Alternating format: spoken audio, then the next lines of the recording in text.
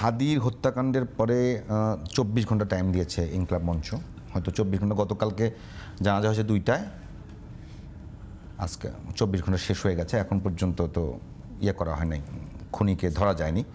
দীপু দাসের জন্য যেখানে আইনশৃঙ্খলা বাহিনী যে যা ছিল তাদের বিরুদ্ধে কোনো ব্যবস্থা নেওয়া হয়নি।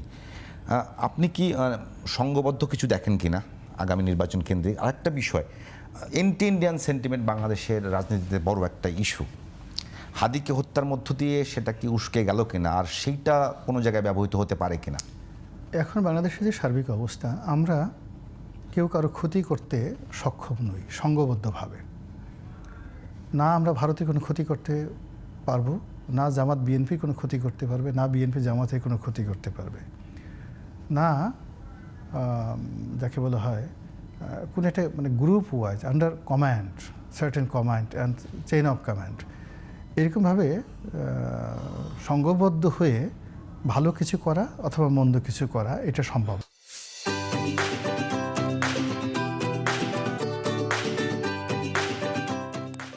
আমাদের এখানে হলো কি, ইন্ডিভিজুয়ালি ঘৃণা ছড়ানো হচ্ছে, ইন্ডিভিজুয়ালি একে অপরকে টার্গেট করা হচ্ছে, এবং যখন কুকিং হয়ে যায়, একটা বিশেষ পরিবেশ পরিস্থিতি উদ্ভব হয়, তখন এই ঘটনা ঘটে। যেমন প্রথম আলো এবং যাকে বলা হয় ডেইলি স্টার, সেখানে আক্রমণ করা হবে, এটা কিন্তু গত 1 বছর যাবতীয় জিয়াফত টিয়াফত দিয়ে নানাভাবে প্লট তৈরি করা হয়েছে, কিন্তু পেরে ওঠেনি। বিকজ ব্যক্তি প্রথম আলো, ব্যক্তি ডেইলি স্টার, আর ওই যে আনঅর্গানাইজড যারা ব্যক্তি, তারা অনেক দুর্বল, ফলে এখানে ক্লাসটা হয়নি। যখন হাদির মতো এরকম একজন মানে তরুণের এরকম গুলিবিদ্ধ হওয়ার ঘটনা ঘটলো, তখন পুরো আবেগটা যেখানে গিয়ে পৌঁছলো, তখন তারা কুকিং করলো যে হাদি যদি মারা যায় এবং এটা নিয়ে যে আবেগ হবে, তখনই আমরা এই কাজটা করব। এবং ঠিক যখন হাদির মৃত্যুর সংবাদ আসলো, সঙ্গে সঙ্গে কিন্তু তারা এই কাজটি করে ফেললো। তাহলে বোঝার চেষ্টা করুন যে আমাদের এখন যারা আছে, যা কিছু হচ্ছে, যে আশঙ্কাগুলো করছি, সেটা হলো যে যখন কোনো দুর্ঘটনা ঘটবে বা যখন কোনো সুঘটনা ঘটবে, তখন এই যে যা কিছু মানে করার চেষ্টা করা হচ্ছে, ওটাকে এই যাকে বলে প্রথম আলোর দুর্ঘটনার মতো এরকম একটা দুর্ঘটনা তারা ঘটিয়ে দেবে। কিন্তু ইন্ডিভিজুয়ালি এখন স্বাভাবিক অবস্থায় গিয়ে কেউ কাউকে আক্রমণ করবে, কেউ কাউকে ক্ষতি করবে, কেউ কাউকে পদত্যাগে বাধ্য করতে পারবে, কেউ কাউকে, এখন ওই ধরেন ইনকলাব মঞ্চের হাদি সাহেবের জানাজাতে বিশাল মানে লাখো মানুষের ঢল, লাখো লাখো লাখো কি মানে তারা তো মানে প্রথম আলো ডেইলি স্টার কয়েক লাখ বলছে, লাখ লাখ লোক বলছে, এটা তারা মাইন্ড করেছে, যেটা প্রায় কোটির কাছাকাছি তাদের বক্তব্য এরকম। এখন বলছে লাখো মানুষ, হয়তো লাখো লাখের মধ্যে, হ্যাঁ হ্যাঁ। তো এখন এই ঠিক এখন যদি ইনকলাব মঞ্চ কালকে শাহবাগে 2 লাখ লোকের সমাবেশ ঘটাতে পারে, তাহলে মনে করবে দিস ইজ অর্গানাইজড। কিন্তু দেখা গেল যে তারা একটা প্রতিবাদ সভা ডাকলো, কিন্তু সেখানে 400-500 লোক এলো। কিন্তু সেন্টিমেন্ট কি কোনো নতুন করে ক্রিয়েট করছে এখানে? না, এখানে সেন্টিমেন্ট, এখানে হলো যে মানে ক্ষোভ, এখানে আবেগের পরিবর্তে ক্ষোভ। বোঝার চেষ্টা করুন, আমি হাদির বক্তব্যগুলো বিশ্লেষণ করলাম, সে কিন্তু ক্যাটাগরি অনুযায়ী সবাইকে সমালোচনা করেছে। হ্যাঁ, সে বিএনপিকে সমালোচনা করেছে, জামাতকে সমালোচনা করেছে, এনসিপিকে করেছে, ডক্টর ইউনূসের সমালোচনা করেছে। সে বিদ্রোহ করতে চেয়েছে, বিদ্রোহ কবিতা সে আবৃত্তি করেছে। সে আওয়ামী লীগের আচরণে ভীষণ রকম বিরক্তি, যে বাজে শব্দটা উচ্চারণ করেছে, ওটা আওয়ামী লীগ সম্পর্কে যারা মানে ভীষণ বাজে কথা মন্তব্য, তারা কিন্তু ওই হাদির বক্তব্যটাকে লুফে নিয়েছে, যে তার বাজে শব্দটি। এরপরে কিন্তু এত কিছু করার পরেও, সবাই করার পরেও সে কিন্তু প্রথম আলো ডেইলি স্টারে যারা এই আক্রমণ চালিয়েছে, সেটা সে কখনো সাপোর্ট করেনি। মানে আশ্চর্য ব্যাপার হলো যে ইনকলাব মঞ্চ কখনো ডেইলি স্টার, সে বলেছে যে আপনারা 10টা ডেইলি স্টার করেন, তারপরে সেটা দেখা যাবে, এই কথাগুলো বলেছে। এখন সেই হাদির মৃত্যুর পরে কেন ডেইলি স্টার ভাঙা হবে? বোঝার চেষ্টা করুন, তাহলে এখানে নিঃসন্দেহে এখানে একটা কুকিং হয়েছে। তো এখন যদি এই যে স্বরাষ্ট্র উপদেষ্টার পদত্যাগ, খোদাবক্স চৌধুরীর পদত্যাগ, এটার সঙ্গে হাদির মৃত্যু বা ওই যে হিন্দু যার কথা বললেন তাকে পুড়িয়ে, হ্যাঁ দীপু দাসের পুড়িয়ে মারার কোনো সম্পর্ক নেই। মূল ব্যাপারটা হলো এই খোদাবক্স চৌধুরী এবং বর্তমান যিনি স্বরাষ্ট্র উপদেষ্টা রয়েছেন, তাদের মধ্যে ইন হাউস, সরকারের মধ্যে, সরকারের বাইরে এবং অন্য জায়গাতে শ্রেণী শত্রু তৈরি হয়ে গেছে। তাদেরকে ব্যর্থতা আছে না, না ব্যর্থতা কার না আছে, ব্যর্থতা তো স্বয়ং এই ডক্টর ব্যর্থতা- মানে এই ব্যর্থতা মেনে নেওয়া যায় না, না, যে একটা যদি প্রকাশ্য দিবালোকে একটা মানুষকে গুলি করে সে আবার পালিয়ে চলে গেল, এখন পর্যন্ত এতদিন হলো ধরতে পারলো না, আবার একটা মানুষকে শুনেন, আইন শৃঙ্খলা বাহিনী মানুষের সামনে গেল তাকে মারলো। যদি বলেন ব্যর্থতা তো সবার আগে যদি তৃণমূল থেকে ধরেন তাহলে তো ওই ইন্সপেক্টর যেখানে ওসির ফার্স্ট ব্যর্থতা, তারপরে বিভাগীয় কমিশনারের ব্যর্থতা বা ডিআইজির ব্যর্থতা, তারপরে আইজির ব্যর্থতা, তারপর তো যাকে বলা হয় স্বরাষ্ট্র উপদেষ্টার ব্যর্থতা। সচিব বাদ যাবে কেন? সচিবের নাম কেন বলছেন না? স্বরাষ্ট্র সচিব তো দায়ী। আর যদি আপনি ধরতেই চান তাহলে তো একেবারে সর্দার, যিনি সর্দার আজিম, যেন ডক্টর মোহাম্মদ ইউনূস দায়ী।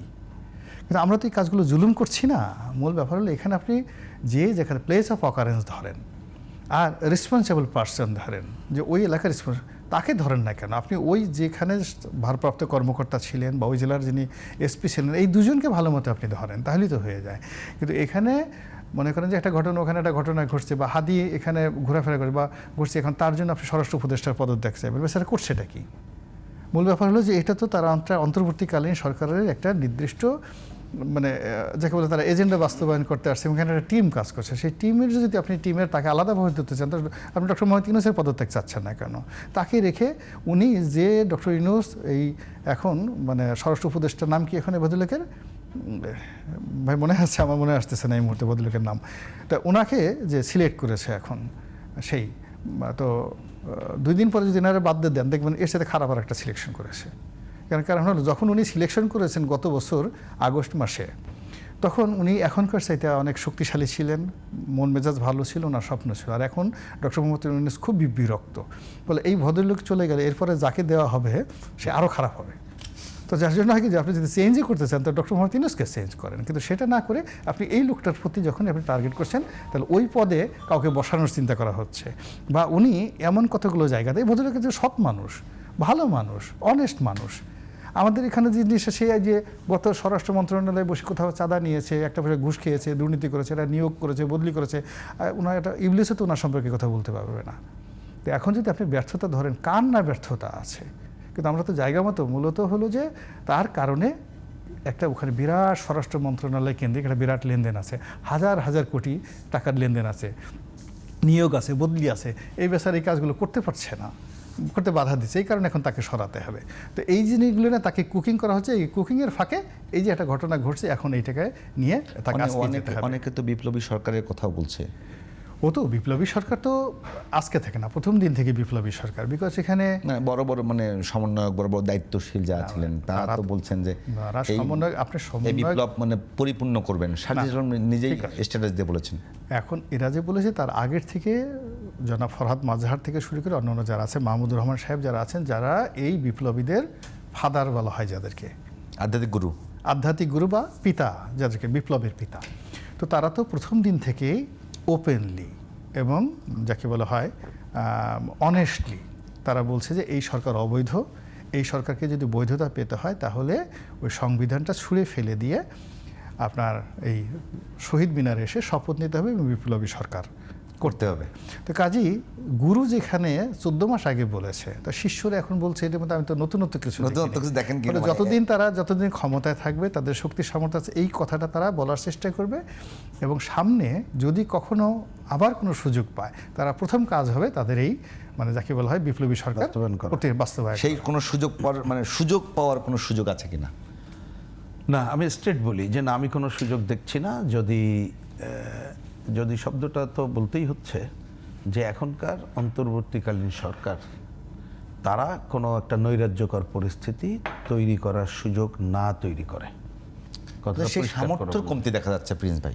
না, সামর্থ্য না, আমি তো সামর্থ্যটা তো প্রথম দিন থেকেই আসলে যেভাবে করার কথা ছিল সেইটা না করার কারণেই হয়তো এইটুকু হয়েছে। এখন আমি তো 100% পারফেক্ট আশা করে লাভ নেই, কিন্তু আমরা তো যতটুকু সম্ভব ততটুকু আশা করছিলাম।